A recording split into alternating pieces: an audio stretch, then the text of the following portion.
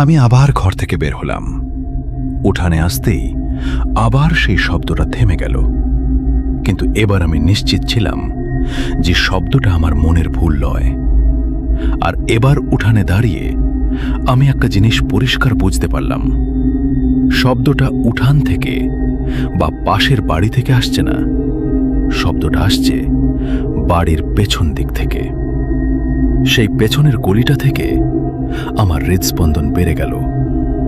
অন্ধকারের মধ্যেই হাতড়ে হাতড়ে আমি পেছনের কোণায় পৌঁছালাম, যেখানে আমাদের পানির মোটরটা বসানো আছে। ওই জায়গা থেকে পেছনের গলিটা দেখা যায়। আমি সেখানে গিয়ে দাঁড়ালাম। চারপাশটা ভালো করে দেখার চেষ্টা করলাম, কিন্তু কোথাও কিছু নেই। একদম গভীর শূন্যতার অন্ধকার ছাড়া কিছুই চোখে পড়ল না। আসসালামু আলাইকুম। রহস্য, অজানা আর অতি প্রাকৃত ঘটনার জগতে আপনাকে স্বাগতম। আমি ফারহান, আর আপনারা শুনছেন প্রেত সংকেত 91.3 FM, যেখানে প্রতিটি রাত লুকিয়ে রাখে এক নতুন অন্ধকারের গল্প। আর প্রতিটি গল্প শেষ হওয়ার পরও রেখে যায় হাজারো প্রশ্ন। আলো নিভিয়ে হেডফোন কানে দিয়ে প্রস্তুত হয়ে যান, কারণ আজকের ঘটনাটি হয়তো আপনার কল্পনারও বাইরে। আমার নাম ফয়সাল। আমার জন্ম ও বেড়ে ওঠা বাংলাদেশের উত্তরাঞ্চলের বিভাগীয় শহর রংপুরে। যে ঘটনাটি আজ আমি আপনাদের শোনাতে যাচ্ছি সেটি 2013 সালের। ক্যালেন্ডারের পাতায় দিন তারিখ হয়তো অনেকের কাছেই সাধারণ মনে হতে পারে, কিন্তু আমার জীবনের ইতিহাসে এই সময়টা এক দগদগে ক্ষত হয়ে আছে। সে সময় আমি এই ঘটনাগুলো এমনভাবে বলতাম যেন এগুলো অন্য কারো জীবনের গল্প, যেন গল্পের বই থেকে পড়ে শোনাচ্ছি। কিন্তু আজ যখন সেই দিনগুলোর কথা মনে পড়ে, তখন বুঝতে পারি কিছু কিছু ঘটনা মানুষের জীবনের মোড় সম্পূর্ণ ঘুরিয়ে দেয়। কিছু অভিজ্ঞতা মানুষকে ভেতর থেকে দুমড়ে মুচড়ে বদলে ফেলে, খুব ধীরে ধীরে, খুব নিঃশব্দে। আজ আমি আর সেই ফয়সাল নেই যে একসময় ভূত প্রেত বা অলৌকিক বিষয় নিয়ে হাসাহাসি করত। আজ আমি জানি অন্ধকারের ওপারে এমন কিছু আছে যা আমাদের সাধারণ বুদ্ধিতে ব্যাখ্যা করা সম্ভব নয়। আমরা দুই ভাই ছিলাম। আমার বড় ভাই আমার চেয়ে বয়সে প্রায় 6 বছরের বড়। ভাইয়ার তখন বিয়ে হয়ে গেছে, সংসারে নতুন মানুষ। ভাইয়ের 2টি ফুটফুটে মেয়ে ছিল। বড় মেয়েটা তখন স্কুলে যাওয়া শুরু করেছে, আর ছোটটা একেবারে কোলের শিশু, সারাক্ষণ মায়ের কোলেই থাকত। আমাদের পরিবারটা ছিল বেশ সাজানো গোছানো। আব্বু আর আম্মু আমাদের সাথেই থাকতেন। আব্বু সরকারি চাকরি থেকে অবসর নিয়েছেন বেশ কয়েক বছর হলো। সারা জীবন কড়া নিয়মের মধ্যে অফিস করার পর এখন তার অগাধ অবসর। দিনের বেশিরভাগ সময় তিনি আমাদের বাড়ির উঠানে বা বারান্দায় মাদুরে বসে থাকতেন। চোখে চশমাটা নিচু করে খবরের কাগজের প্রতিটি অক্ষর খুঁটিয়ে পড়া ছিল তার নেশা। আর যখন কাগজ পড়া শেষ হতো, তখন তিনি চুপচাপ অপলক দৃষ্টিতে তাকিয়ে থাকতেন সামনের রাস্তার দিকে। হয়তো ফেলে আসা জীবনের হিসাব নিকাশ করতেন, অথবা শুধুই সময় কাটাতেন। অন্যদিকে আম্মুর শরীরটা খুব একটা ভালো যেত না। বছরের পর বছর ধরে তিনি নানা অসুখে ভুগছিলেন। কখনো ব্লাড প্রেশার, কখনো সুগারের সমস্যা, আবার কখনো শ্বাসকষ্টের টানে রাতে ঘুমাতে না পারা। আম্মুর এই অসুস্থতার কারণে সংসারের রান্নাবান্না থেকে শুরু করে ঘরকন্যার প্রায় সব কাজ ভাবিকেই সামলাতে হতো। ভাবি খুব দক্ষ হাতে সব দিক সামলে নিতেন। আমি তখন সদ্য আমার পড়াশোনা শেষ করেছি। ছাত্রজীবন শেষ করে বেকারত্বের এক অদ্ভুত সময় পার করছি। হন্যে হয়ে চাকরি খুঁজছি। এখানে সিভি দিচ্ছি, ওখানে ইন্টারভিউ দিচ্ছি, কিন্তু ব্যাটে বলে মিলছে না। সত্যি বলতে দিনের বেশিরভাগ সময় আমি বাড়িতেই থাকতাম। শুয়ে বসে বা বন্ধুদের সাথে আড্ডা দিয়ে সময় কাটত আমার। আমাদের বাড়িটা ছিল শহরের এক সাধারণ মহল্লায়। এলাকাটা খুব যে ধনী বা অভিজাত ছিল তা নয়, আবার খুব গরিব এলাকাও নয়, মধ্যবিত্ত মানুষের বসবাস। বাড়ির সামনে একটা ছোট রাস্তা ছিল, সেখান দিয়ে সারাদিন রিক্সা, মোটরবাইক আর মানুষের যাতায়াত লেগেই থাকত। ফেরিওয়ালারা তাদের ভ্যানে সবজি, মাছ বা প্লাস্টিকের খেলনা নিয়ে হাঁকডাক করত। দুপুরের এসে সাইকেলের বেল বাজাত। সব মিলিয়ে এলাকাটা ছিল বেশ প্রাণচঞ্চল। কিন্তু আমাদের বাড়ির ঠিক পেছনের দিকটায় একটা অদ্ভুত পরিবেশ ছিল। সেখানে ছিল একটা সরু গলি, এতটাই সরু যে 5 ফুটের বেশি চওড়া হবে না। সেই গলিটা চলে গেছে আমাদের আর পাশের বাড়ির সীমানা প্রাচীরের মাঝখান দিয়ে। ওই গলি দিয়ে সাধারণত কেউ যাতায়াত করত না। দিনের বেলাতেও সেখানে একটা গা ছমছমে ভাব থাকত। মাঝে মাঝে হয়তো পাড়ার কোনো বাচ্চা ক্রিকেট খেলতে গিয়ে বল হারিয়ে ফেললে সেখানে উকি দিত, অথবা কোনো ভবঘুরে বেড়ালকে প্রাচীর টপকে ওই গলি দিয়ে পালিয়ে যেতে দেখা যেত। এছাড়া ওই গলিতে মানুষের কোনো অস্তিত্ব ছিল না বললেই চলে। আমাদের বাড়িটা ছিল মূলত 2 অংশে বিভক্ত। সামনের অংশে ছিল ড্রয়িং রুম, আব্বুর শোবার ঘর আর ভাই ভাবির ঘর, আর পেছনের অংশে ছিল আমার থাকার ঘর, একটা স্টোর রুম আর পানির পাম্প বা মোটর বসানো স্থান। আমার ঘরটা ছিল একেবারে বাড়ির শেষ মাথায়, অর্থাৎ সরু গলির ঠিক দেয়াল ঘেঁষে।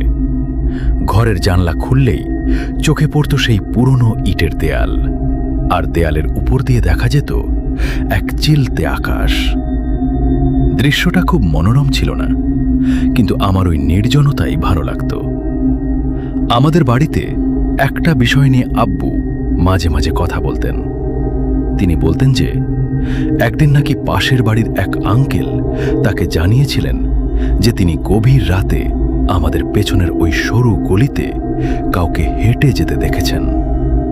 আঙ্কেল বলেছিলেন ওই ছায়াটায় উচ্চতা ছিল অস্বাভাবিক রকমের লম্বা, এবং তার হাঁটার ভঙ্গি ছিল খুব অদ্ভুত, যেন মানুষের মতো নয়। আব্বু তখন এই গল্পটা করতেন, এবং যখন করতেন তখন নিজেই হাসতেন। তিনি ভাবতেন এটা হয়তো বয়স্ক মানুষের চোখের ভুল বা মনের ভ্রম। আমি আব্বুর সাথে তাল মিলিয়ে হাসতাম। আমি এগুলোকে নিছকই মহল্লার গুজব বা কুসংস্কার বলে উড়িয়ে দিতাম। সত্যি বলতে আমি তখন পর্যন্ত জিন, ভূত, প্রেতাত্মা বা ছায়ার অস্তিত্বে বিশ্বাসই করতাম না। আমার কাছে মনে হতো এগুলো শুধুই দুর্বল চিত্তের মানুষের কল্পনা অথবা গল্পের বইয়ের উপাদান। একবার আমার এক পরিচিত বন্ধু খুব সিরিয়াস মুখে বলেছিল যে সে তার নিজের ঘরে অদ্ভুত কিছু দেখেছে। আমি তার মুখের ওপর হেসে দিয়েছিলাম। আমি তাকে বুঝিয়েছিলাম, শোনো, অন্ধকার আর ক্লান্ত মস্তিষ্ক মিলে মানুষকে অনেক কিছু দেখায় যা আসলে নেই। ওসব চোখের ভুল। আজ যখন সেই কথাগুলো মনে পড়ে তখন নিজের ওপরই করুণা হয়। মানুষ কতটা বোকা হলে অদেখা জগৎকে এত সহজে অস্বীকার করতে পারে। সেটা ছিল নভেম্বর মাস।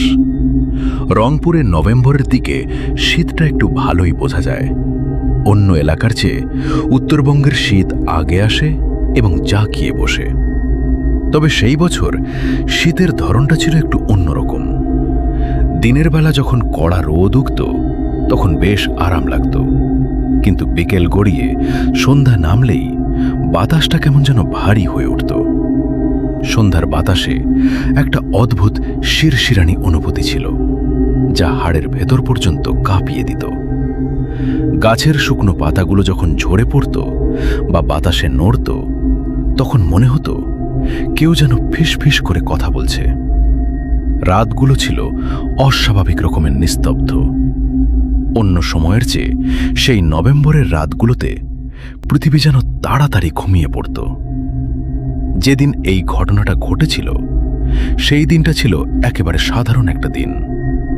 সারাদিনের কাজ শেষে রাতের খাবার খাওয়ার পর ড্রয়িং রুমে বসে কিছুক্ষণ টিভি দেখলাম। তারপর যে যার মতো ঘুমানোর জন্য নিজেদের ঘরে চলে গেলাম। রাত তখন খুব বেশি হয়নি, হয়তো 11টা বা 11:30। চারপাশ নিস্তব্ধ হয়ে গেল। আমিও আমার ঘরে এসে শুয়ে পড়লাম এবং কিছুক্ষণের মধ্যেই গভীর ঘুমে তলিয়ে গেলাম। রাত ঠিক কটা বাজে বলতে পারবো না, তবে আনুমানিক 1টা বা 1:30 হবে। হঠাৎ একটা ঠক ঠক শব্দে আমার ঘুম ভেঙে গেল। প্রথম কয়েক মুহূর্ত আমি বুঝতেই পারছিলাম না যে আমি স্বপ্ন দেখছি নাকি বাস্তবে শুনছি। শব্দটা ছিল খুব অদ্ভুত, যেন কেউ দেয়ালের গায়ে হাতুড়ি দিয়ে বা শক্ত কিছু দিয়ে পেরেক ঠুকছে। ঠক ঠক, একটা নির্দিষ্ট ছন্দে, নির্দিষ্ট বিরতিতে শব্দটা হচ্ছে। আমি বিছানার এপাশ ওপাশ করলাম, চোখ বন্ধ করে রাখার চেষ্টা করলাম। ভাবলাম হয়তো পাশের বাড়িতে কোনো মেরামতের কাজ চলছে, কিন্তু পর মুহূর্তেই আমার মস্তিষ্ক আমাকে মনে করিয়ে দিল রাত 1:30টার সময় কোনো মিস্ত্রি কাজ করবে। আর শব্দটা তো দূর থেকে আসছে না, মনে হচ্ছে একদম কাছেই কোথাও হচ্ছে। শব্দটা থামছে না, একটানা হয়েই যাচ্ছে। আমার ঘরে তখন ঘুটঘুটে অন্ধকার। শুধু জানলার ফাঁক দিয়ে বাইরের ল্যাম্পপোস্ট বা চাঁদের সামান্য আলো এসে মেঝেতে পড়েছে। আমি বিছানায় উঠে বসলাম। বুকের ভেতরটা কেমন যেন অস্বস্তি হতে লাগলো, তবে তখনও ভয়ের কিছু আমি অনুভব করিনি। নিজেকে বোঝালাম দূর, হয়তো মনের ভুল অথবা পানি পড়ার শব্দ। আমি বিছানা থেকে নামলাম, পায়ে স্যান্ডেল গলিয়ে ঘর থেকে বের হলাম। খুব সাবধানে পা ফেললাম, যাতে আমার শব্দে বাড়ির অন্য কারো ঘুম ভেঙে না যায়। আস্তে করে আমার ঘরের দরজাটা খুলে উঠানে বা বারান্দায় এসে দাঁড়ালাম। উঠানটা অন্ধকারে ডুবে আছে। আমি বের হওয়ার সাথে সাথেই সেই শব্দটা থেমে গেল। আমি সেখানে দাঁড়িয়ে রইলাম। 1 সেকেন্ড, 2 সেকেন্ড, হয়তো পুরো 1 মিনিট। চারপাশ একদম চুপচাপ, এতটাই নীরব যে আমি আমার নিজের নিঃশ্বাসের শব্দ শুনতে পাচ্ছিলাম। মনে হলো হয়তো সত্যি আমার মনের ভুল ছিল। ঘুমের ঘোরে হয়তো কিছু একটা শুনেছি। আমি কাঁধ ঝাঁকিয়ে নিজের ঘরের দিকে পা বাড়ালাম। যেই আমি ঘুরতে যাব, ঠিক তখনই আমার বুকের ভেতরটা ধক করে উঠল। কোনো নির্দিষ্ট কারণ ছাড়াই একটা অজানা আশঙ্কা আমাকে ঘিরে ধরল। মনে হলো কিছু একটা ঠিক নেই, কিন্তু কি ঠিক নেই তা বুঝতে পারলাম না। আমি আবার আমার ঘরে ঢুকলাম। দরজাটা ভিজিয়ে দিয়ে বিছানায় যেই শুতে যাব, ঠিক তখনই আবার সেই শব্দ। এবার শব্দটা আগের চেয়েও স্পষ্ট। এবার আর সেটা পেরেক ঠোকার মতো মনে হলো না। আজ এতদিন পরও আমি সেই শব্দটাকে ঠিকভাবে ব্যাখ্যা করতে পারবো না। সেটা এমন একটা শব্দ ছিল যা কোনো নির্দিষ্ট দেয়াল বা মাটি থেকে আসছিল না। মনে হচ্ছিল শব্দটা বাতাসের সাথে মিশে আছে, যেন ঘরের প্রতিটি কোণা থেকে একসাথে বেজে উঠছে। আমার ঘুম তখন পুরোপুরি উবে গেছে। বুকের ধড়ফড়ানিটা বেড়ে গেল। আমি আবার উঠে দাঁড়ালাম। এবার আমার বিরক্তি নয়, হালকা ভয় লাগলো। আমি আবার ঘর থেকে বের হলাম। উঠানে আসতেই আবার সেই শব্দটা থেমে গেল, কিন্তু এবার আমি নিশ্চিত ছিলাম যে শব্দটা আমার মনের ভুল নয়। আর এবার উঠানে দাঁড়িয়ে আমি একটা জিনিস পরিষ্কার বুঝতে পারলাম। শব্দটা উঠান থেকে বা পাশের বাড়ি থেকে আসছে না। শব্দটা আসছে বাছে বাড়ির পেছন দিক থেকে, সেই পেছনের গলিটা থেকে। আমার হৃদস্পন্দন বেড়ে গেল। অন্ধকারের মধ্যেই হাতড়ে হাতড়ে আমি পেছনের কোণায় পৌঁছালাম, যেখানে আমাদের পানির মোটরটা বসানো আছে। ওই জায়গাটা থেকে পেছনের গলিটা দেখা যায়। আমি সেখানে গিয়ে দাঁড়ালাম। চারপাশটা ভালো করে দেখার চেষ্টা করলাম, কিন্তু কোথাও কিছু নেই। একদম গভীর শূন্যতার অন্ধকার ছাড়া কিছুই চোখে পড়ল না। সেই নিস্তব্ধতা এতটাই ভারী ছিল যে আমার কানের ভেতর ভো ভো শব্দ হতে লাগল। তখন আমার মাথায় একটা জোক চাপল। আমি ভাবলাম, দেয়াল টপকে বা পেছনের গেট দিয়ে একটু গলির ভেতরটা দেখে আসি, হয়তো অন্য পাশ দিয়ে কেউ শব্দ করছে। আমি সাহস সঞ্চয় করে এগিয়ে গেলাম এবং সেই সরু গলির ঠিক মাঝখানে গিয়ে দাঁড়ালাম। আর ঠিক তখনই সেই দৃশ্য আমার চোখের সামনে ভেসে উঠল, যা আজও আমার দুঃস্বপ্নে ফিরে আসে, আমাকে তাড়িয়ে বেড়ায়। আমার ঠিক কয়েক হাত সামনে অন্ধকারের মধ্যে একজন নারী দাঁড়িয়ে। আমি আজও নিশ্চিত করে বলতে পারবো না আমি তাকে কতক্ষণ দেখেছি। সেটা কি 1 সেকেন্ডের ভগ্নাংশ ছিল, নাকি অনন্তকাল ধরে আমি তাকিয়েছিলাম? কারণ সেই মুহূর্তটিতে সময়ের কোনো অস্তিত্ব ছিল না। তাকে দেখার সাথে সাথে আমার পায়ের নিচ থেকে মাটি যেন সরে গেল। সে নড়াচড়া করছিল না, কোনো শব্দ করছিল না। সে সেখানে আগে থেকেই ছিল। আমি ভুল করে তার রাজত্বে পা দিয়ে ফেলেছি। গলিটা ছিল খুব সরু, দুই পাশে উঁচু দেয়াল। ওপরে আকাশ দেখা যাচ্ছিল না। দেয়ালের স্যাঁতস্যাঁতে ভাব আর দীর্ঘদিনের জমে থাকা শেওলার একটা পচা গন্ধ নাকে আসছিল। সেই গুমুট অন্ধকারের মধ্যে সে দাঁড়িয়েছিল। তার উচ্চতা ছিল একেবারেই অস্বাভাবিক, এতটাই লম্বা যে মনে হচ্ছিল তার মাথাটা দেয়ালের উচ্চতা ছাড়িয়ে গেছে। আমি যখন তার মুখের দিকে তাকালাম, আমার সারা শরীর অবশ হয়ে গেল। হ্যাঁ, আপনারা ঠিকই শুনছেন, তার কোনো মুখ, নাক, ঠোঁট এসব ছিল না। কিন্তু সেই মুখমণ্ডলের মাঝে দুটো চোখ ছিল, একদম সোজা সে আমার দিকে তাকিয়ে। আমার মনে হলো চোখগুলো শুধু তাকিয়ে নেই, কিছু একটা ভাবছে, আমাকে মাপছে, আমাকে পুড়ে ফেলছে। তার হাতগুলোর দিকে যখন আমার নজর পড়ল, আমি কসম করে বলছি আমার জ্ঞান হারানোর উপক্রম হলো। তার হাতগুলো ছিল পোড়া। ভয়ে আমার পুরো শরীর পাথর হয়ে গেল। আমি চাইছিলাম চিৎকার করতে, দৌড়ে পালাতে, কিন্তু আমার শরীর আমার কথা শুনছিল না।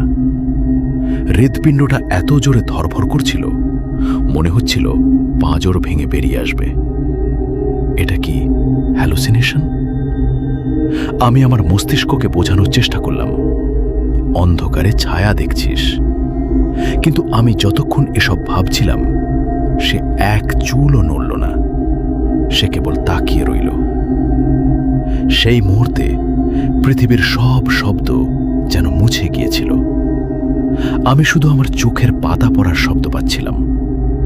হঠাৎ বহুদূরে কোথাও একটা কুকুর ডেকে উঠল। বাঁচার আদিম তাগিদ অনুভব করলাম।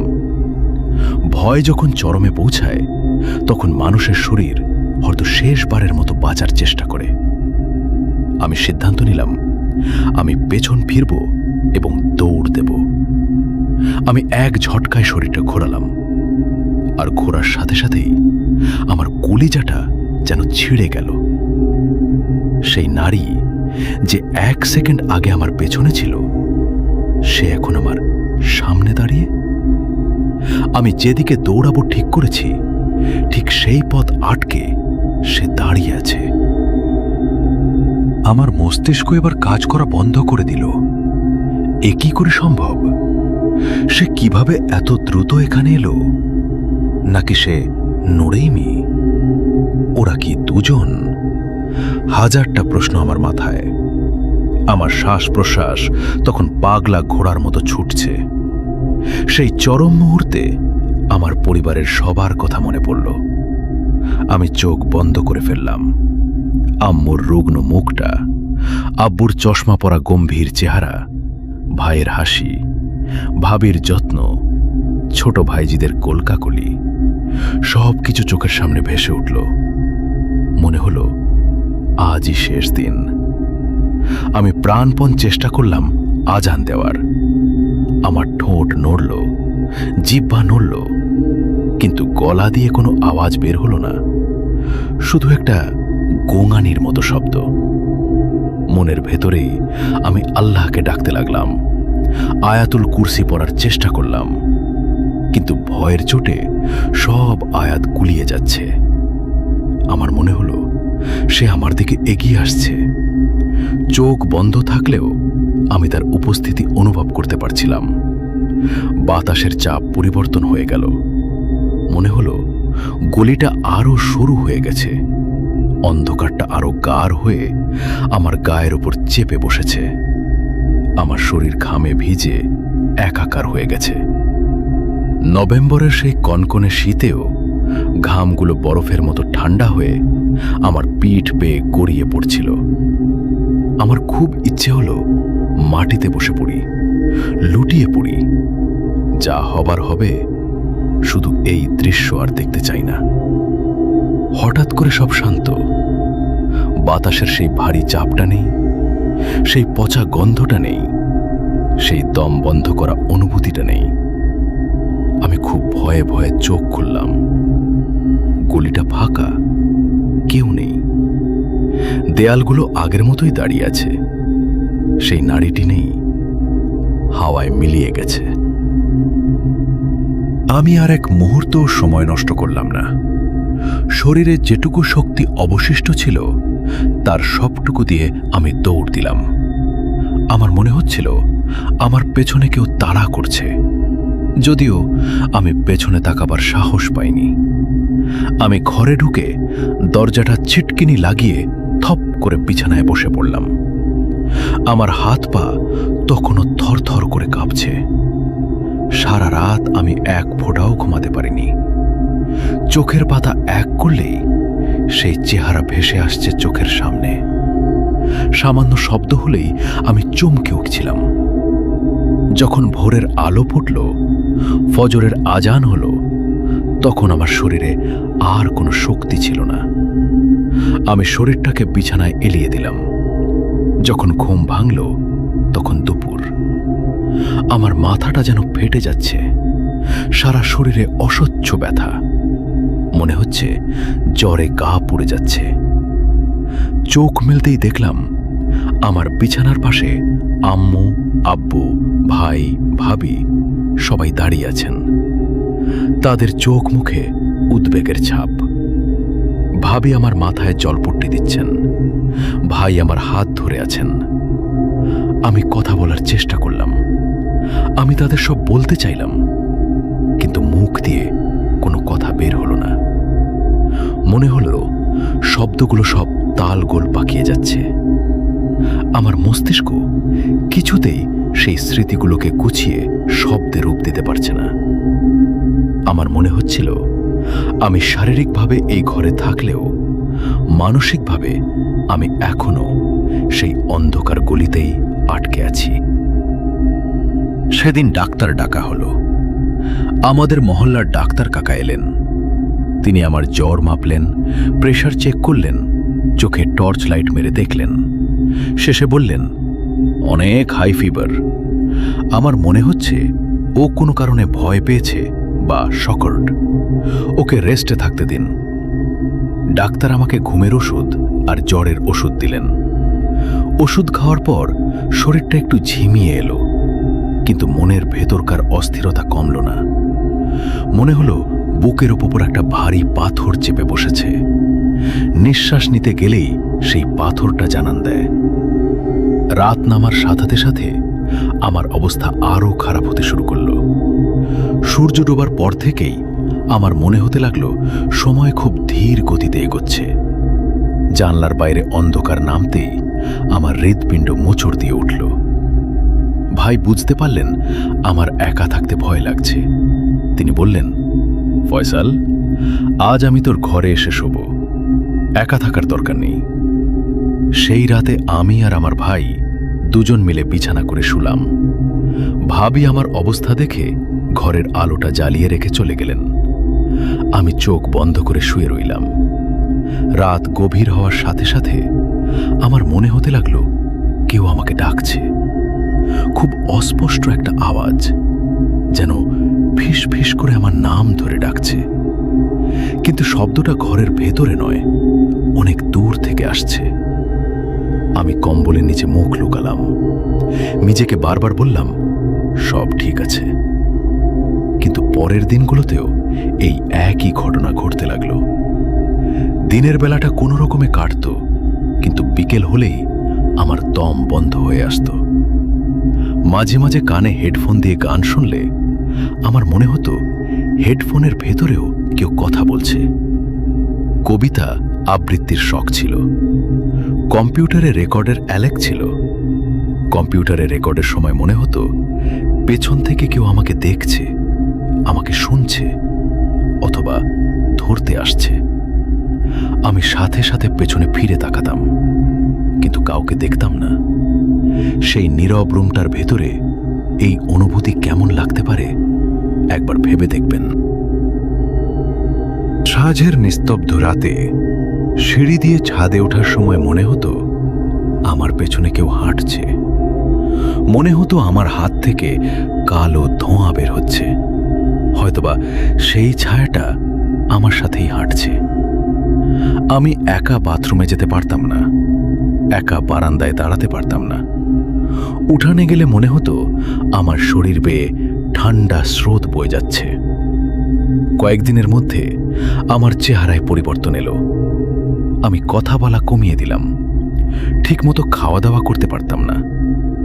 ডাক্তার আমাকে ওষুধ দিচ্ছেন, কিন্তু ডাক্তারি ওষুধে কাজ হচ্ছে না। শুরুতে মহল্লার মসজিদের ইমাম সাহেব এলেন। তিনি পানি পড়া দিলেন, আমাকে ফু দিলেন। কিছুক্ষণ ভালো লাগলো, কিন্তু রাত হতেই আবার সেই বিভীষিকা। এরপর আরেকজন এলেন, তারপর আরেকজন। কেউ বলল নজর লেগেছে, কেউ বলল ভয় পেয়েছি। কিন্তু আমার ভেতরে যে জিনিসটা বাসা বেঁধেছিল তা কিছুতেই যাচ্ছিল না। আমি বুঝতে পারছিলাম সেই নারী আমাকে ছাড়েনি। অবশেষে ভাই অনেক খোঁজাখুঁজি করে একজন আলেমের সন্ধান পান। শোনা যায় তিনি জিন ভূত সংক্রান্ত জটিল বিষয়গুলোর সমাধান করেন। তিনি সহজে আসতে চান না, কিন্তু ভাইয়ের অনুরোধে আর আমার আম্মুর কান্না দেখে তিনি রাজি হলেন। যেদিন তিনি এলেন সেদিন ছিল জুম্মার দিন। দুপুরে কড়া রোদ, কিন্তু আশ্চর্যের বিষয় হল তিনি যখন আমাদের ঘরে পা রাখলেন তখন ঘরের ভেতরটা কেমন ঠান্ডা হয়ে গেল। হুজুরের বয়স খুব বেশি নয়, মধ্যবয়সী, মুখে ঘন চাপদারি, চোখে সুরমা। তার দৃষ্টিভঙ্গি ছিল গভীর। তিনি আমার দিকে তাকালেন মাত্র একবার, তারপর আব্বুকে বললেন, ছেলেটা একা নেই, ওর সাথে ছায়া আছে। এই কথা শুনে আমার বুকের ভেতরটা ধক করে উঠল। এতদিনে কেউ একজন আমার আসল সমস্যাটা ধরতে পেরেছেন। তিনি বললেন, মাগরিবের নামাজের পর কাজ শুরু করব। মাগরিবের আজান হলো। ঘরে সব আলো জ্বালিয়ে দেওয়া হলো। বাড়ির সবাই উঠানে গোল হয়ে বসল। মাঝখানে আমাকে বসানো হলো। হুজুর আমার সামনে বসলেন। তিনি ধীরে ধীরে কোরআন তেলাওয়াত শুরু করলেন। প্রথম দিকে তার কণ্ঠস্বর ছিল স্বাভাবিক ও শান্ত, কিন্তু সময় যত গড়াতে লাগল তার পড়ার গতি ও আওয়াজ বাড়তে লাগল। আমি ঠিক তখনই আমার শরীরের ভেতরে এক অদ্ভুত প্রতিক্রিয়া বুঝতে পারলাম। মনে হলো আমার শরীরের রক্তগুলো উল্টো দিকে প্রবাহিত হচ্ছে। আমার বুকের ভেতর প্রচণ্ড চাপ অনুভব করলাম। হঠাৎ আমার মুখ দিয়ে একটা অদ্ভুত আওয়াজ বেরিয়ে এলো। সেই আওয়াজ আমার নিজেরই ছিল না। এর পরের ঘটনা আমি আমার আম্মু, ভাবি, আব্বু তাদের কাছ থেকে শুনেছি। ওনাদের ভাষ্যমতে সেই মুহূর্তে আমার হাত পাগুলো মুচড়ে যেতে লাগলো। আঙুলগুলো বাঁকা হয়ে যাচ্ছিল। আমার শরীর মনে হচ্ছিল শুধুই শরীর, ভেতরে আমি নেই। হুজুর আরো জোরে জোরে আয়াত পড়তে শুরু করলেন। আমি বা আমার ভেতরের সত্তাটা তখন বিকট শব্দে হাসছে, এমন পৈশাচিক হাসি জীবনে কেউ কোনোদিন দেখেনি। একটা ভারী কণ্ঠস্বর বেরিয়ে এলো আমার ভেতর থেকে। সে বলল, এই বাড়ি আমাদের, আমরা বহু বছর ধরে এখানে আছি, তোরা কেন বিরক্ত করছিস? এই কথা শোনার সাথে সাথে হুজুর তেলাওয়াত থামিয়ে দিলেন। তিনি গভীর একটা শ্বাস নিলেন, তারপর খুব শান্ত কিন্তু কঠোর গলায় বললেন, চুপ কর। তুই কে? চাস কি? তুই যেই হোস না কেন, আল্লাহর হুকুমে এবার তোকে এখান থেকে যেতে হবে। ঘরের ভেতর তখন পিন পতন নীরবতা, শুধু আমার ঘন ঘন নিঃশ্বাসের শব্দ, যা এখন আমার নিজের মনে হচ্ছে না। হুজুর আবার পড়া শুরু করলেন। এবার তিনি আরো শক্তিশালী আয়াতগুলো পড়তে লাগলেন। আমার মনে হলো আমার শরীরটা আগুনের মধ্যে ফেলে দেওয়া হয়েছে। অসহ্য যন্ত্রণায় আমি ছটফট করতে লাগলাম। কতক্ষণ এভাবে চলেছিল আমার মনে নেই। একসময় মনে হলো আমার শরীর থেকে ভারী কিছু একটা বেরিয়ে গেল। আমি জ্ঞান হারিয়ে লুটিয়ে পড়লাম। যখন আমার জ্ঞান ফিরল, তখন ভোর হয়ে গেছে। ফজরের স্নিগ্ধ আলো উঠানে ছড়িয়ে পড়েছে। আমার শরীরটা খুব দুর্বল লাগছিল, যেন কেউ আমাকে পিটিয়ে হাড়গোড় ভেঙে দিয়েছে। হুজুর তখনও বসেছিলেন। তিনি আমার মাথায় হাত বুলিয়ে দিলেন। আব্বুকে বললেন, ওরাই বাড়িতে অনেক বছর ধরে ছিল, বিশেষ করে এই পেছনের দিকটায়। আল্লাহর রহমতে এখন আর নেই, তবে ওই পেছনের গলিতে আর কখনো কাউকে যেতে দেবেন না, জায়গাটা নাপাক। সেদিনের পর থেকে আমি ধীরে ধীরে সুস্থ হয়ে উঠলাম। আমার জ্বর কমে গেল, খাওয়া দাওয়ায় রুচি ফিরল, রাতে ঘুম আসতে শুরু করল। কিন্তু একটা জিনিস আমার জীবনে চিরতরে বদলে গেল। আমি আর কখনো কোনোদিন ওই পেছনের গলির দিকে পা বাড়াইনি। এমনকি ওই দিকের জানালাটাও আমি চিরকালের জন্য বন্ধ করে দিয়েছি। আজ যখন নভেম্বরের শীতের রাতে বাতাস জানালার কাছে শব্দ করে, আমার মনে হয় সেই নারী হয়তোবা সেখানেই দাঁড়িয়ে আছে। আমি জানি না সে কে ছিল, কেন আমাকে দেখা দিয়েছিল, তবে এতটুকু জানি কিছু কিছু জিনিস মানুষের চোখের আড়ালে থাকাই ভালো। একবার যদি সেগুলো চোখাচোখি হয়ে যায়, জীবন আর আগের মতো থাকবে না। এই ছিল আমার জীবনের সেই ভয়ঙ্কর অভিজ্ঞতা। আমি জানি হয়তো শুনতে অনেক সাধারণ লাগছে, কিন্তু যার সাথে ঘটে সেই বুঝতে পারে। আমি ফয়সাল।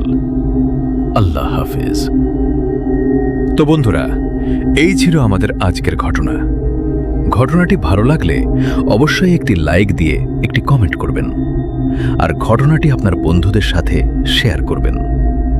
আমরা চলে যাব আমাদের পরবর্তী ঘটনায়।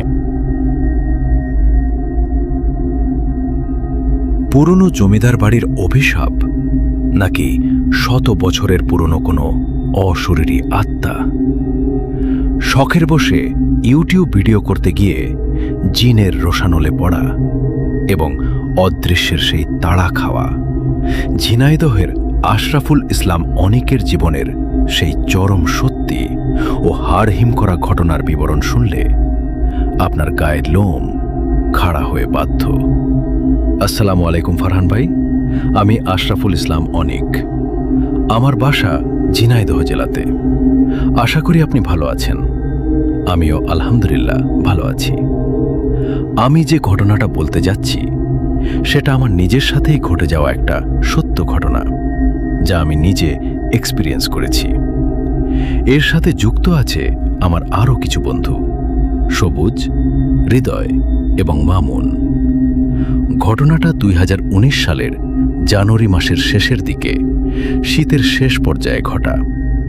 তখন আমরা সদ্য ইউটিউবিং শুরু করেছি। আমাদের চ্যানেলের কন্টেন্ট ক্রিয়েটিং থেকে শুরু করে সব আমি নিজে করতাম। তখন মানসসম্পন্ন অর্থাৎ পাবলিক পছন্দ করবে এমন কন্টেন্ট আইডিয়ার অভাবে ভুগছিলাম। তখন আমি রেগুলার ভূত এফএম শুনতাম। সেই ভূত এফএমের ইন্সপিরেশনে ভাবলাম, রেডিওতে ভৌতিক ঘটনা বলা হয়, আর আমরা ভৌতিক জায়গাগুলো ঘুরে দেখব, সাথে ওই সমস্ত জায়গায় মানুষের সাথে ঘটে যাওয়া ঘটনাগুলো তাদের মুখে শুনব। বন্ধুদের আইডিয়াটা জানানোর পর সবাই এক বাক্যে রাজি হয়ে গেল। তখন এমন কোনো কন্টেন্ট ক্রিয়েটর আসলে ছিল না। আমরা ঠিক করলাম, প্রথমে নিজের জেলাতে কিছু ভৌতিক জায়গা ঘুরে দেখব, তারপর যদি তেমন রেসপন্স পাই তাহলে জেলার বাইরে পা বাড়াবো। তারপর মামুন একটা জায়গার আইডিয়া দিল, যেটা আমাদের এলাকা থেকে মোটামুটি 10 থেকে 12 কিলোমিটার দূরে। সে ছিল এক জমিদার বাড়ি, যা আনুমানিক 100 থেকে 150 বছর যাবৎ খালি পড়ে আছে। লোকমুখে শোনা যায়, 100 বছর পূর্বে এই বাড়িতে ওই এলাকার তৎকালীন জমিদার থাকত, যারা পরে কোনো কারণে সেখান থেকে চলে যায়। সেই বাড়ির সামনে দিয়ে সন্ধ্যার পরে তো দূরের কথা, ভর দুপুরেও কেউ একা যেতে পারে না। অনেক কথা শোনা যেতে। কেউ বলতো বাচ্চার কান্নার আওয়াজ পায়, কেউ বলতো বাড়িতে হাঁটা চলার আওয়াজ পায়, আরও কত কি। মামুনের কাছে জায়গার কথা শুনে ঠিক করলাম, পরদিন দুপুরে আমরা সেই জায়গার উদ্দেশ্যে রওনা দেব। যেমন ভাবনা তেমন কাজ। পরদিন ঠিক 2টার পর আমরা 4 জন একত্রিত হয়ে গাড়িতে চড়ে রওনা দিলাম সেই বাড়ির উদ্দেশ্যে।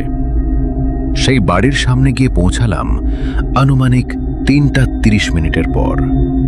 বাড়িটার একটু বর্ণনা দেই। বাড়িটার মেইন দালানটা হলো দোতলা বিশিষ্ট। সেই বাড়ির সাথে লাগোয়া ছিল লম্বা একটা রুমের মতো একতলা বিশিষ্ট ঘর, যেটাতে হয়তো তারা তাদের গরু ছাগল রাখত। বাড়িটির পেছনের দিকে ছিল মানুষের চলাচলের রাস্তা। বাড়িটার একেবারে সোজা বরাবর কিছুটা দূরে ছিল তাদের রান্নাঘর, এবং তার পাশে ছিল তাদের হয়তো তৎকালীন সময়ের বাথরুম।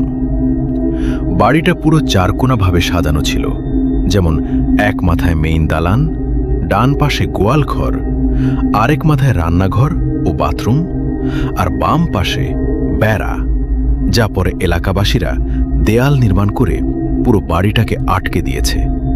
বাড়িতে ঢোকার কোনো রাস্তাই রাখেনি। ভালো কথা, ওই জমিদার বাড়ির পাশে একটা নতুন বাড়ি হয়েছে, যেখানে একটা পরিবার থাকে। কিন্তু পাশের বাড়ির পেছনের সাইডে জমিদার বাড়িটা হওয়ার কারণে পাশাপাশি থাকলেও তারা ভুল করেও জমিদার বাড়ির দিকে আসে না। তো যখন আমরা গেলাম তখন রাস্তা পুরো ফাঁকা। আমরা বাড়ির চারপাশে ঘোরাঘুরি শুরু করলাম।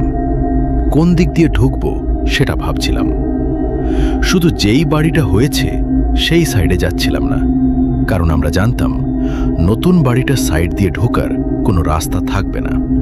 এটা শিওর ছিলাম, কারণ কেউ জেনে বুঝে ওই বাড়িতে ঢোকার চেষ্টা করবে না। আমরা গোয়াল ঘরের সাইডে যেতেই দেখি গোয়াল ঘরের একটা জানালা ভাঙা, যেখান দিয়ে ইজিলি যে কেউ ঢুকতে পারবে।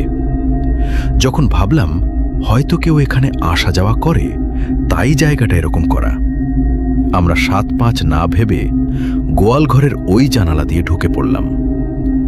ঢোকার সাথে সাথে গোয়াল ঘর থেকে কিছু বাদুড় উড়ে বাইরে চলে গেল। গোয়াল ঘরের অবস্থা দেখে বোঝা যাচ্ছিল এখানে কেউ মনে হয় কয়েক বছরেও ঢোকেনি। আমি পুরো গোয়াল ঘরে একটা জিনিস দেখে মুগ্ধ হচ্ছিলাম, দেয়ালে করা কারুকার্য। আমরা গোয়াল ঘরটা পার করলাম। আমি গোয়াল ঘর পার করেই উঠানের মাঝখানে এসে দাঁড়িয়ে বাড়িটার চারদিকে একটা ফুটেজ নিচ্ছি। ঠিক তখনই আমার শরীরটা হঠাৎ করে ভার হয়ে গেল। মনে হচ্ছে আমার শরীরের ওজন হঠাৎ বেড়ে গেছে। আমি ভাবলাম সকালে ফুটবল প্র্যাকটিস করেছি, রেস্ট নেয়ার কথা যখন, তখন এই জায়গায় আসলাম। হয়তো শরীর দুর্বল হওয়ার কারণে আমি এরকম ফিল করছি। একটা জিনিস বলে রাখি, আমি ছোট থাকতে হাফিজি মাদ্রাসায় পড়েছি এবং আমার একটা বড় সমস্যা ছিল। আমি জিনদের উপস্থিতি উপলব্ধি করতে পারতাম। অনেকভাবে অনেক জিন আমাকে দেখা দিয়েছে, অনেকভাবে ভয়ও দেখিয়েছে। সেগুলো নিয়ে অনেক ঘটনা আছে, অন্য কোনো দিন বলবো। তো আমি উঠানের মাঝে দাঁড়িয়ে পুরো বাড়িটার ফুটেজ নিচ্ছিলাম, আর সবুজ মেইন দালানটার বাইরের দৃশ্যের ফুটেজ নিচ্ছিল ফোনের ক্যামেরা দিয়ে। মামুন রান্নাঘরের দিকটা দেখছিল।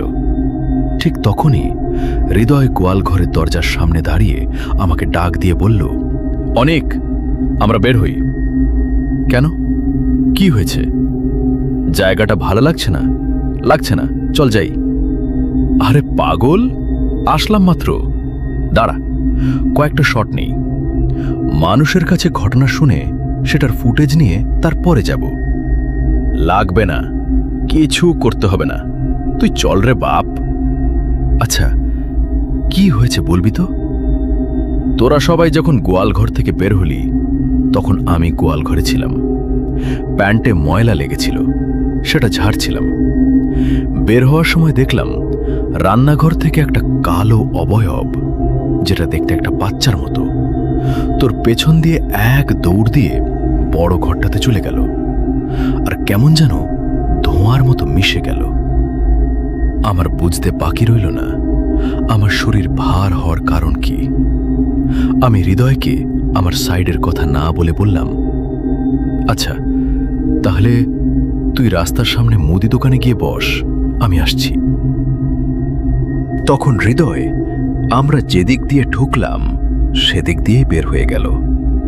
আমি আবারও বলছি, আমরা যে ভাঙা জানলা দিয়ে ঢুকেছি সেদিক দিয়েই হৃদয় বেরিয়ে গেল। কথাটা দ্বিতীয়বার কেন বললাম একটু পরে বুঝতে পারবেন।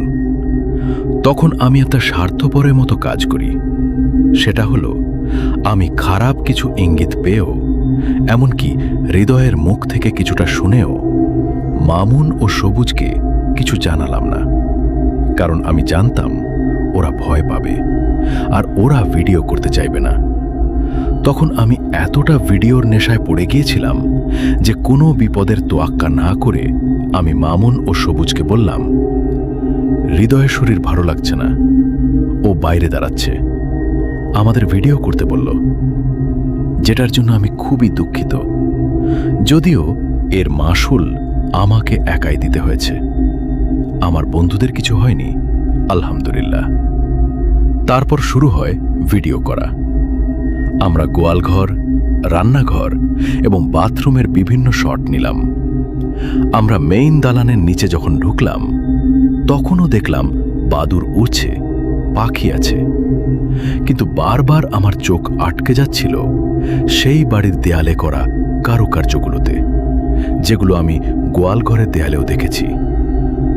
নিচ তলায় মূলত দুটো রুম ছিল, আর একবারে বাম পাশে ছিল সিঁড়ি উপরে ওঠার, যেটার দরজা আটকানো ছিল, আর সিঁড়ির নিচে ছিল একটা সিঁড়িঘর যেটার দরজা খোলা থাকত। তড়িৎভাবে দেরি না করে দরজা খুলে ঢুকে পড়লাম আমি আর সবুজ। মামুন বাইরে দাঁড়িয়ে ফুটেজ নিচ্ছিল, সবুজের হাতে ছিল ক্যামেরা, আর আমি ক্যামেরার সামনে থেকে বিস্তারিত সামনে থাকা জিনিসগুলো নিয়ে আলোচনা করছিলাম। সিঁড়ির নিচে সেই ছোট্ট রুমে ঢুকে আমরা দেখলাম মাটির কয়েকটা বড় বড় হাঁড়ি আছে, যেগুলো আমরা ঢাকনা সরিয়ে দেখার চেষ্টা করি ভেতরে কি আছে। দেখলাম পুরনো আমলের বাচ্চাদের খেলনার কিছু পুতুল, আরো অনেক কিছু, যেমন লাল শাড়ির বড় একটা টুকরো, যেটা হয়তো পুতুলকে পরাতো। তখন আমাদের আগ্রহ আরো চরম লেভেলে চলে যায়। উপরে মানে মেইন দালানের দোতলায় উঠতে হবে অ্যাট এনি কস্ট।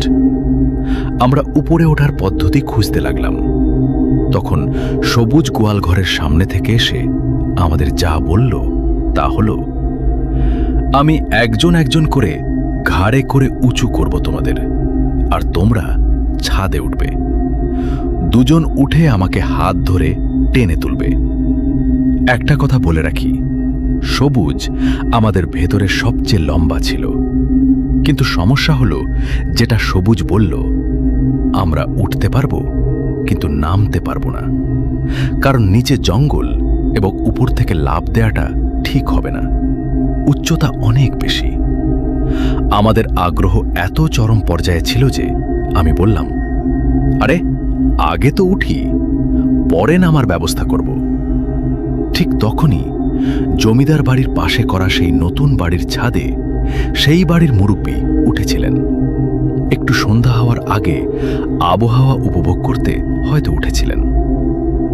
জমিদার বাড়ি থেকে কিচিরমিচির আওয়াজ শুনে বাড়ির পেছনের দিকে আসেন এবং আমাদের দেখে চিৎকার করে বলেন, এই তোরা কারারে, জানের মায়া নেই তোদের? তখন আমি একটু মিথ্যার আশ্রয় নিলাম। আন্টি, আমরা ঢাকা থেকে এসেছি, পুরাতন জায়গাগুলো একটু ভিডিও করে দেখব, আমরা সমস্যা নেই, বের হয়ে যাব। এ কথা বলার পর দেখলাম আন্টি আর কোনো কথা না বলে চুপচাপ একটা কালো মুখ নিয়ে চলে গেলেন। আন্টি চলে যাওয়ার পর সবুজ পূর্বের প্ল্যান মতো আমাকে আর মামুনকে একে একে উঁচু করে উপরে উঠালো।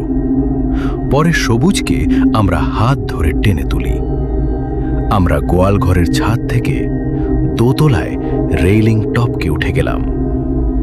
দোতলাতেও সেম নিচের মতো দুইটা রুম, আর একেবারে বাম পাশে সিঁড়ি, এটা দিয়ে নামা যায় নিচে। আমরা ওপরে ভিডিও ফুটেজ নিচ্ছিলাম, মামুন তার ফোন দিয়ে আর সবুজ ক্যামেরা দিয়ে, আর আমি আমার ফোন দিয়ে। সবাই দেয়ালের কারুকার্য আর দেয়াল থেকে বের হওয়া গাছের শিকড়ের ফুটেজ নিচ্ছি। তখনই আমাদের মনে হলো কেউ একজন আমার পেছন দিক থেকে দৌড়ে সিঁড়ির দিকে চলে গেল। আমি তৎক্ষণাৎ পেছনে তাকাই আর দেখি কেউ নেই। আমার ডান পাশে সবুজ আর বাম পাশে মামুন দাঁড়িয়েছিল, কিন্তু আমি স্পষ্ট বুঝতে পারছিলাম কেউ দৌড় মেরেছে। তো আমি 7-5 না ভেবে একাই সিঁড়ি ঘরের দিকে যাই এবং অন্ধকারের ভেতর ফোনের ফ্ল্যাশ লাইট জ্বালিয়ে কিছু দেখার ব্যর্থ চেষ্টা করি। পরে সব ফুটেজ নেওয়া শেষ হতে হতে তখন অলরেডি মাগরিবের সময় পার হয়ে গেছে। আমরা বের হওয়ার সিদ্ধান্ত নেই। অবাক করা ব্যাপার তখনই ঘটে। গোয়াল ঘরের যেই জানলা দিয়ে আমরা ঢুকেছিলাম, বের হওয়ার সময় গোয়াল ঘরে যেয়ে দেখি প্রতিটি জানলা এত মজবুত লোহা দিয়ে আটকানো, একটা বেড়ালেরও সেখান দিয়ে বের হওয়া সম্ভব না। শুধু একটা জানলা না, ওইখানে থাকা প্রতিটি জানলা একই রকম অবস্থায়। আমরা বের হওয়ার জন্য রাস্তা খুঁজে পাচ্ছিলাম না। পুরো গোয়ালঘর তন্ন তন্ন করে খুঁজেও আমাদের হাতটা বের করার মতো কোনো সিচুয়েশন আমরা গোয়ালঘরে পেলাম না। আমরা ফোন দিলাম হৃদয়কে আর বললাম, তুই যে দিক দিয়ে বের হয়েছিলি সেই রাস্তাটা দেখিয়ে দিয়ে যা তো। তখন হৃদয় একটা হাসি মাখা মুখ নিয়ে আসে যে আমরা বের হতে পারছি না। এবার হৃদয় এসে যখন দেখতে গেল সে কোন দিক দিয়ে বের হয়েছে, এসে হাত ঢোকার মতো একটা জানালাও সে দেখাতে পারল না।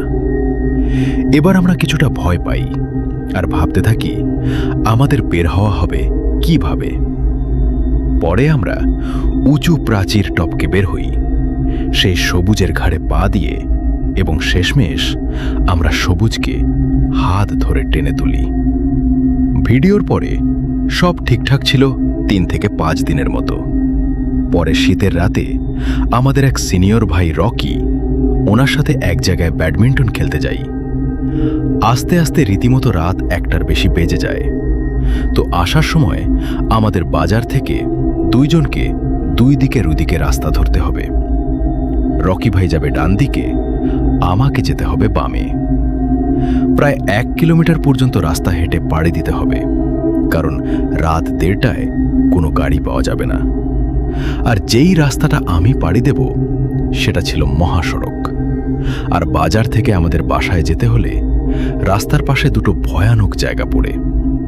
গরু ছাগল জবাই দেওয়ার একটা জায়গা, যেটাকে আমরা গরু কাটা বলি, আরেকটি কবরস্থান। আমি প্রায় রাত 11টা থেকে 12টার ভেতর চলাচল করতাম, কিন্তু এত রাতে অত বেশি চলাচল করা হয়নি। ভয় লাগছিল, কিন্তু সেই ভয়কে নিজের উপর চেপে বসতে দিচ্ছিলাম না। 1 প্যাকেট নাটি বিস্কুট কিনলাম এবং 2 কানে হেডফোন লাগিয়ে ফুল ভলিউমে গান ছেড়ে দিয়ে ফোনে ফ্ল্যাশ লাইট জ্বালিয়ে হাঁটা শুরু করলাম। কিছু দূর যাওয়ার পর ঠিক গরু কাটার সেই জায়গা বরাবর আসার পরেই আমার কানে কেমন যেন কিছু একটা চলার বা পায়ের আওয়াজ শুনতে পেলাম। একটা ব্যাপার বলে রাখি, ইয়ারফোন যেহেতু কানে ছিল, রাস্তায় চলাচলরত 1-2টা যে ট্রাক ছিল সেগুলোর আওয়াজ আমি শুনতে পাচ্ছিলাম না। কিন্তু সেই ইয়ারফোনের সাউন্ডের ভেতর দিয়ে আমি কোনো মানুষের স্পষ্ট চলাচলের আওয়াজ শুনছি, যা একেবারে অসম্ভব। বুঝতে বাকি রইল না, আমার হাতে বিস্কুট আছে, হয়তো কোনো পিশাচ আমার পেছনে লেগেছে। আমি 2টা বিস্কুট রাস্তায় ফেলে আবার হাঁটা শুরু করলাম। খুব পেছনে তাকাতে ইচ্ছে করছিল। একবার ভাবছিলাম পেছনে তাকাবো, কিন্তু যেহেতু এসব জিনিস সম্পর্কে টুকটাক ধারণা আছে, জানতাম পেছনে তাকালে বিপদ বাড়বে। তাই সোজা হাঁটতে শুরু করলাম। ভাবলাম একটা বাস বা একটা ট্রাক আসবে, আর ওইটা লাইটের আলোতে আমি আন্দাজ করতে পারবো পেছনে কিছু আছে কিনা। কারণ পেছন থেকে বাস আসলে আপনারা যদি দাঁড়িয়ে থাকেন তাহলে তার ছায়া সামনে পড়বে। বলতে না বলতেই হঠাৎ বুঝতে পারছিলাম পেছন থেকে একটা ট্রাক আসছে। ভালো করে লাইটের আলোতে দেখলাম কেউ নেই। এবার আমার ভয়ের মাত্রা ধীরে ধীরে বাড়তে শুরু করলো। আমি হাঁটার গতি বাড়াতে শুরু করলাম, কিন্তু তখনও আমার ইয়ারফোনের আওয়াজ ভেদ করে কোনো কিছুর চলাচলের আওয়াজ শুনছিলাম। কবরস্থান পর্যন্ত হেঁটে আসার পর আল্লাহর নাম নিয়ে ভো দৌড় দিলাম বাসার উদ্দেশ্যে। যদিও হেঁটে যেতে সময় লাগে 4 থেকে 5 মিনিট, কিন্তু আমি এই মেন্টাল টর্চার আর সহ্য করতে পারছিলাম না। দৌড় দিলাম। বাসায় কাউকে কোনো কিছু না জানিয়ে চুপচাপ খেয়ে শুয়ে পড়ি। তখন আমার সাথে আমার ফুফাতো ভাইয়ের ছেলে ঘুমাতো। ওর নাম ছিল স্যামিট। সেই রাতের পর আমার সব সময় মনে হতো কেউ আমাকে দেখছে, নতুবা কেউ আমাকে ফলো করছে, নতুবা কেউ হয়তো লুকিয়ে আমার কথা শুনছে। তার 2 দিন পর আমি আমার বাসার ছাদে দাঁড়িয়ে আমার গার্লফ্রেন্ডের সাথে কথা বলছিলাম। তখন আমাদের বাসার ছাদে পিলারের রড বের করা ছিল, মানে কাজ সম্পূর্ণ কমপ্লিট হয়নি। কথা বলতে বলতে হঠাৎ যেই রডগুলো বের হয়েছিল, সেই রডগুলো বাতাস হলে যেমন কোনো কিছু নড়াচড়া করে তেমনিভাবে নড়াচড়া করছিল। কিন্তু অবাক করা বিষয়, আমার বাসার পেছনে নারকেল গাছ, মেহগনি গাছ স্থির দাঁড়িয়ে। আমি যেমন স্পষ্ট ভয় পাই, অপর প্রান্তে আমার গার্লফ্রেন্ডও ভয় পায় আর আমাকে বারবার নিচে নামতে বলে। কিন্তু আমি একটু সাহস করে বলি, যদি এই জায়গায় আমি বাদে অন্য কোনো অশরীরী থাকে তাহলে সে যেন আমাকে জানান দেয়, আমি কোনো ক্ষতি করতে আসিনি আপনাদের। তখন 2-3 সেকেন্ডের জন্য রডগুলোর নড়াচড়া কমে গেল, আর তীব্র বিকট আওয়াজে রড আবারও নড়াচড়া শুরু করল।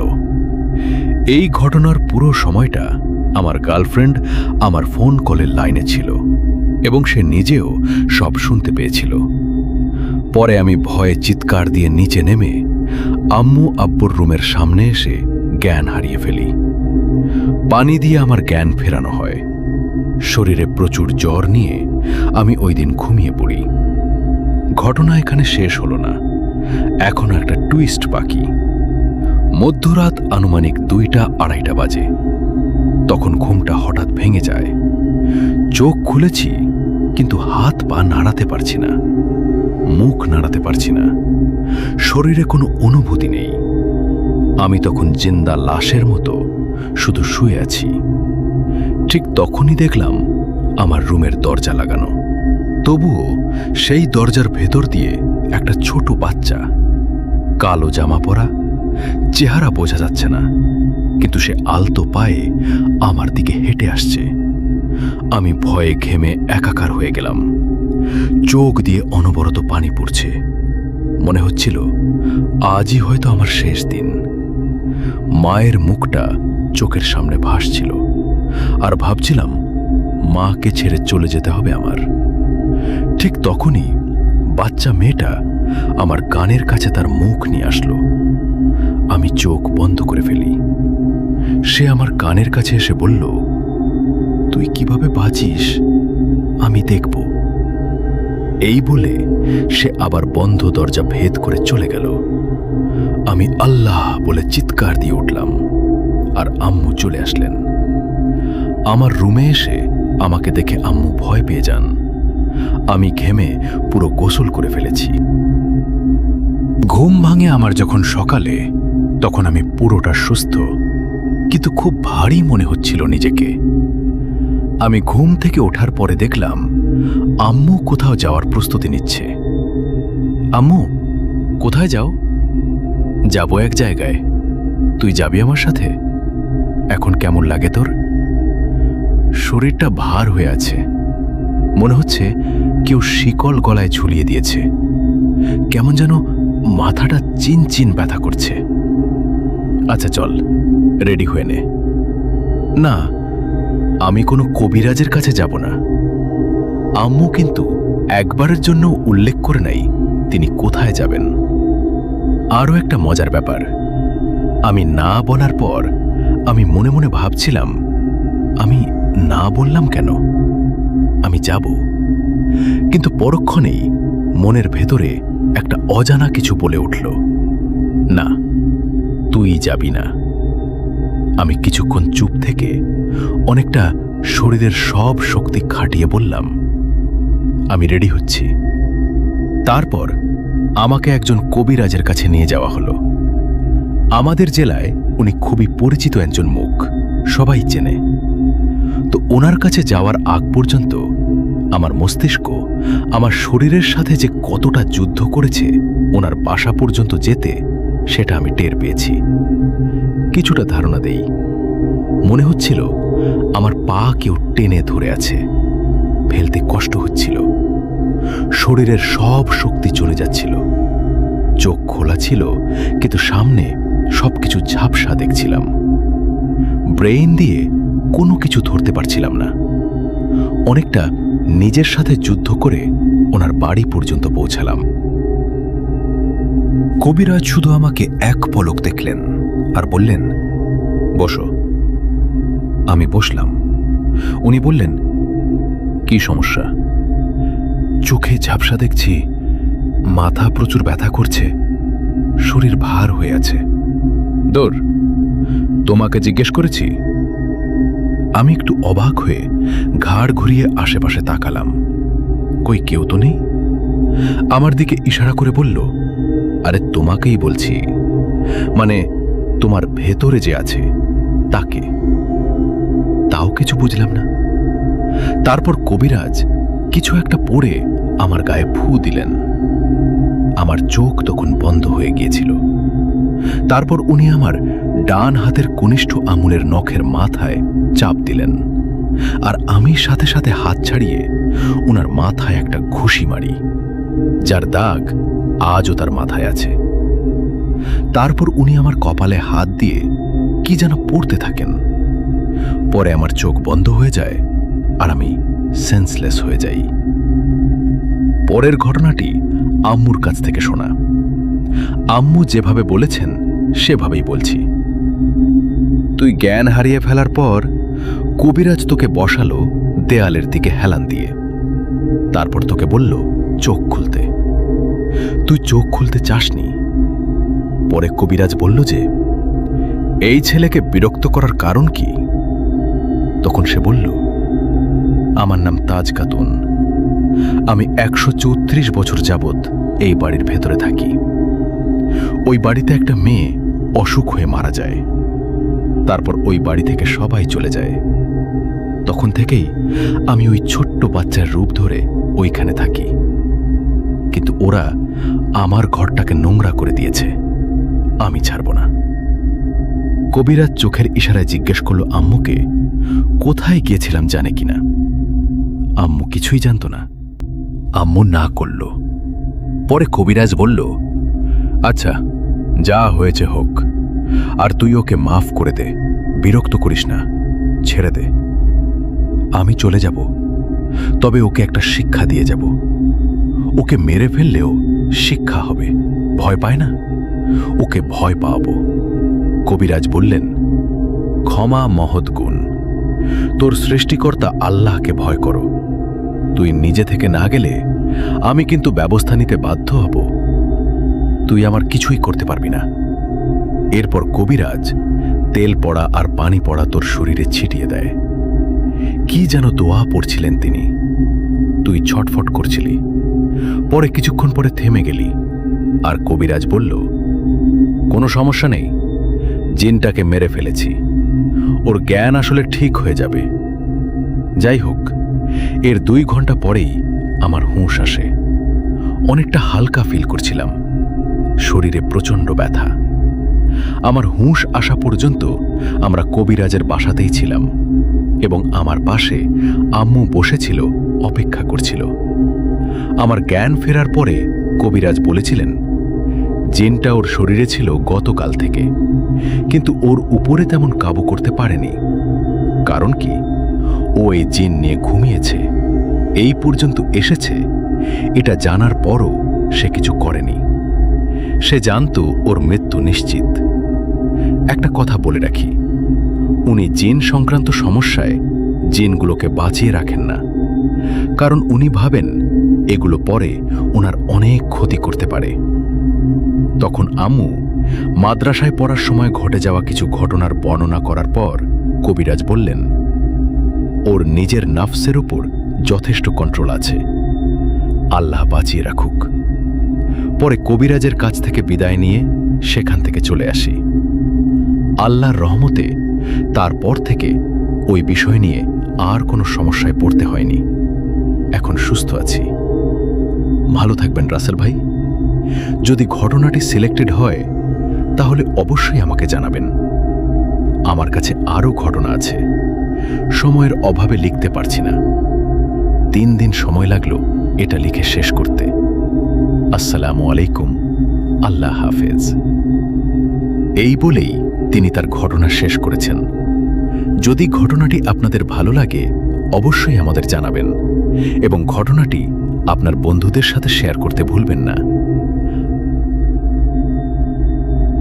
এই ছিল আজকের রহস্যময় ঘটনা। গল্পটি যদি আপনার ভালো লেগে থাকে তাহলে ভিডিওটিতে একটি লাইক দিয়ে আমাদের উৎসাহ দিন। প্রেত সংকেত 91.3 FM এ নতুন নতুন ভৌতিক, রহস্যময় ও বাস্তব ঘটনাভিত্তিক গল্প শুনতে এখনই চ্যানেলটি সাবস্ক্রাইব করুন এবং বেল আইকনটি অন করে রাখুন। মনে রাখবেন, সব অন্ধকার চোখে দেখা যায় না, কিছু অন্ধকার অপেক্ষা করে শুধু আপনার জন্য। আজকের রাত শান্তিতে কাটুক। আল্লাহ হাফেজ।